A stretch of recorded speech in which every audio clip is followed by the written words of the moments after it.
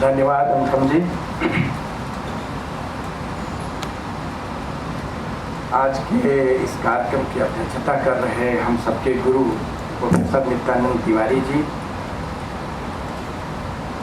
मेरे गुरु प्रोफेसर ओम प्रकाश सिंह जी,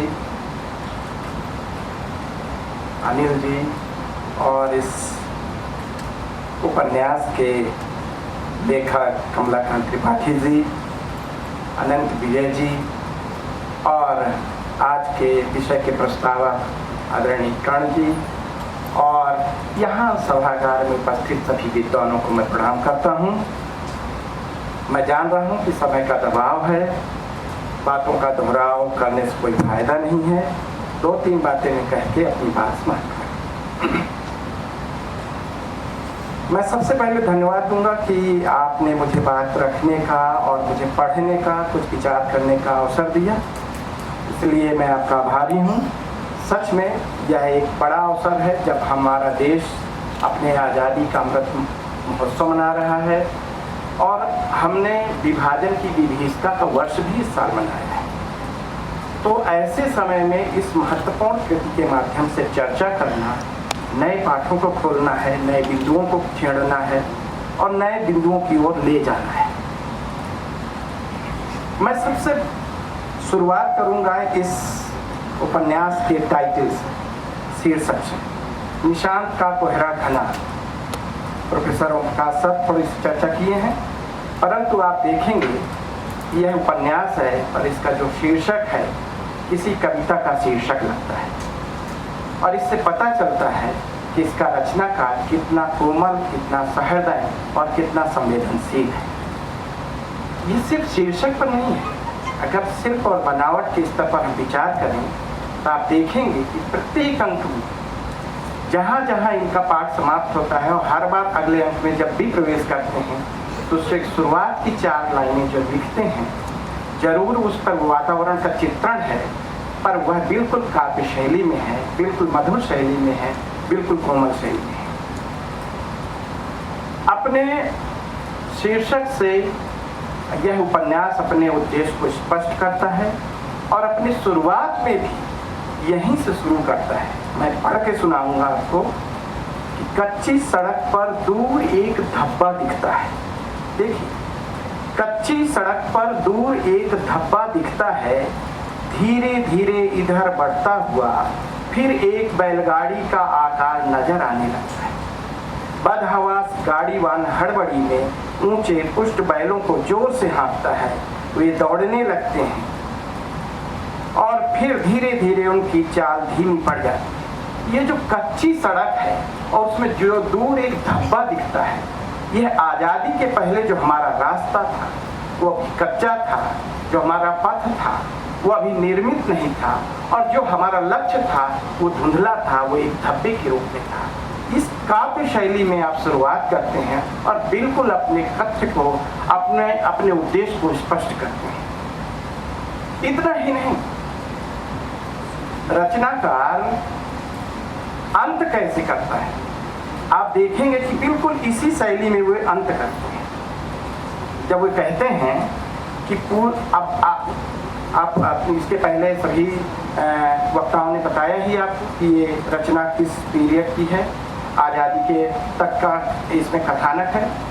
तो आज़ादी मिल जाती है और मिल जाती है तब रचनाकार इस कथा का अंत कैसे करता है या इसके अंत का संकेत किस तरह से देता है आप देखेंगे। कहता है कि पूरब के बाग से सूरज का लाल गोला ऊपर उठ रहा है।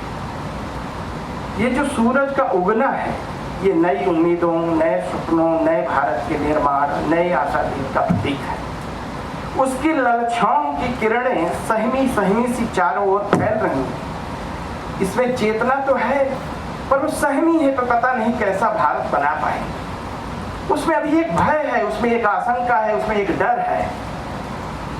रात के सुनसान अंधेरे की कोख से एक चटक और गुलजार रौनक फूट रही है जिसमें अपनत्व की सुखद ऊष्मा है, जिसमें अपनत्व की सुखद ऊष्मा है।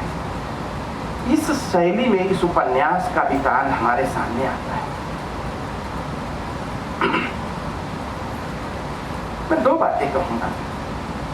कि एक रचना अपने समय किस तरह से पकड़ती है, उसके सच को किस तरह से दर्ज करती है, अपने समय के सवालों को किस तरह से दर्ज करती है, अपने समय के स्वप्नों को किस तरह से दर्ज करती है, और किस तरह से वह अपनी परंपरा से जुड़ती है, और किस तरह वह अपने भविष्य को की ओर एक इशारा करती है। इन तीन आधारों पर एक रचना महान रचना बनती है। जब हम इस उपन्यास के कलेवर में एक पाठक के रूप में प्रवेश करते हैं तो आप देखेंगे इसका कथानक ऐतिहासिक आज़ादी की लड़ाई का हमारे लिए ये बहुत भावुक घटना है और सबसे महान घटना है स्वतंत्रता का।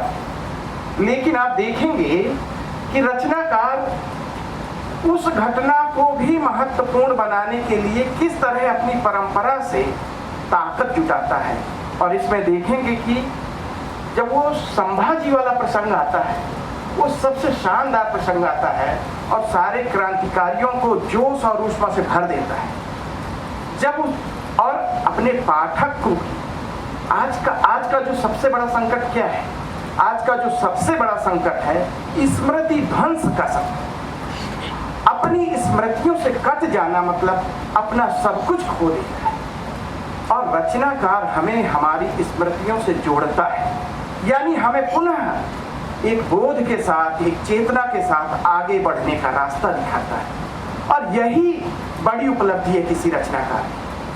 तो ऐतिहासिक फलक की रचना होने के बावजूद जब इसमें संभाजी का प्रसंग आता है और उसमें वह घटना आती है जब संभाजी की जीभ काटी जाती है, फिर उनकी आंखें निकाली जाती हैं, फिर उनके शरीर के छोटे छोटे टुकड़े करके दरिया में डाल दिया जाता है, उनकी चमड़ी निकाल ली जाती है, उधेड़ ली जाती है इस शब्दों में, और फिर उसमें उस खाल में भूसा भर करके उसको घुमाया जाता है। ये सारा वृतांत जब आता है तब आप देखेंगे कि पढ़ने वाले पर क्या गुजरती है और वो जिन पात्रों को सुनाया जाता है वो किस तरह से प्रभावित होते हैं। यानी संघर्ष की परंपरा हमारी रही है और हमने कभी भी अन्याय को स्वीकार नहीं किया है, यह हमारी परंपरा में रहा है। और इसलिए रचनाकार आपकी परंपरा की उस ताकत से आपको परिचित कराता है, सिर्फ 42 के स्वतंत्रता संग्राम से नहीं, 42 के पहले ले जाता है और कहता कि देखिए किस तरह से ये हमारा संघर्ष की परंपरा रही है। तो ये बड़ी बात थी। इतना ही नहीं,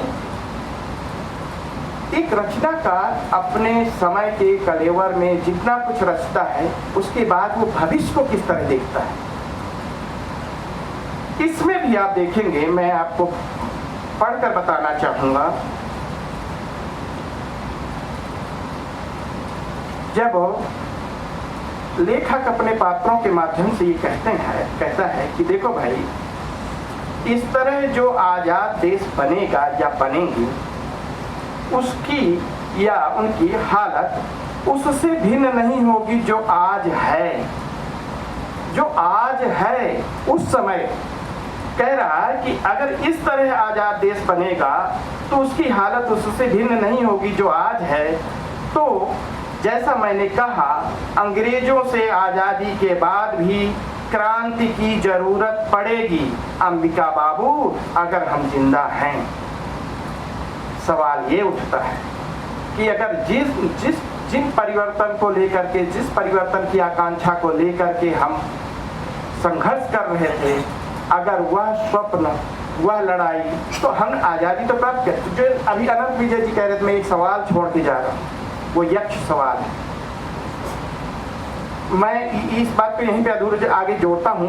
मुझे ये बात याद आ गई तो मैं पहले उसे ही कह देता हूँ कि रचनाकार तब बड़ा और हो जाता है जब उसमें सच कहने का साहस होता है। आप देखेंगे कि जो रचनाकार आज़ादी के उस लड़ाई के बाद जब स्वतंत्रता प्राप्त होती है और देश का विभाजन हो जाता है, किसी राष्ट्र का विभाजन हो जाए, उसके दो टुकड़े हो जाएं और छाती में इतना बड़ा घाव लेकर के वो अब अपनी आज़ादी का जश्न मनाए, सोचिए कि वो देश कैसा है, कितना महान है, कितना बड़ा घाव लेकर वो आगे बढ़ता है। पर उस पर कोई आगे चर्चा नहीं करता। यह उपन्यास कहते कोई भी रचना सिर्फ इसलिए बड़ी नहीं होती है वो तब बड़ी होती है जब वह आपको किसी विमर्श के लिए उकसाती है। और यह